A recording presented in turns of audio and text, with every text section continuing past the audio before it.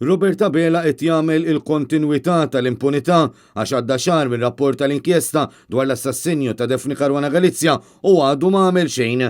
Dan kien il-messaġġ tal-President tal-Organizzazzjoni Repubblika Robert Aquilina matul konferenza tal-aħbarijiet l-indirizza minn fuq it-taraġġ ta' Kastilja biex jappella lill-Prim Ministru ifittex jieħu azzjoni. Kompla bil-kontinwità ta' dak li kienet jagħmelu u ta' dak li jagħmel Joseph Muscat. Jiġifieri inti llum il-ġurnata għandek bħalma kellek xarilu, bħalma kellek sentejn ilu, il-magna ta' propaganda tal-partit immexxi minn Robert Abela illi tiddemonizza l-inna l-attivisti, tiddemonizza lill-avukati tal-familja Daphne Caruana Galizia u tiddemonizza il-kull min qiegħed jiġġieled għal ġustizzja f'pajjiżna. Aquilina qal li minkejja d-diskorsi sbieħu l-pożi li smajna xarilu, il-poplu għadu qed jistenna lil Abela jaġixxi fuq rakkomandazzjonijiet li sarulu.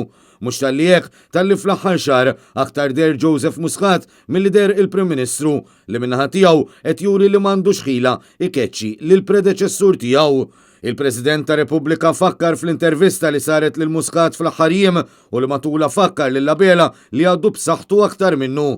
Robert Aquilina qal li Prim Ministru għandu bżonn ifittex jinżel minn fuq il-jott għax ma jistax ikun li għadda xahar u għadu m'għamel xejn. Bl-istess mod kif għadu m'għamel xejn dwar il-Ministru qrib tiegħu Edward Zammit Lewis.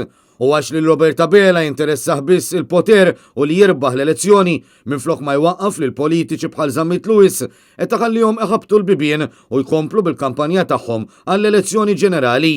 Matul il-konferenza tal-aħbarijiet, il-President ta' Repubblika rrefera wkoll għad diversi attakki li qed isiru regolarment fuq din l-organizzazzjoni u oħrajn mill-medja laburista u fuq il-mezzi soċjali fejn qal li għal dawn huma jżommu responsabbli biss lill-Prim Ministru u mexxej laburista.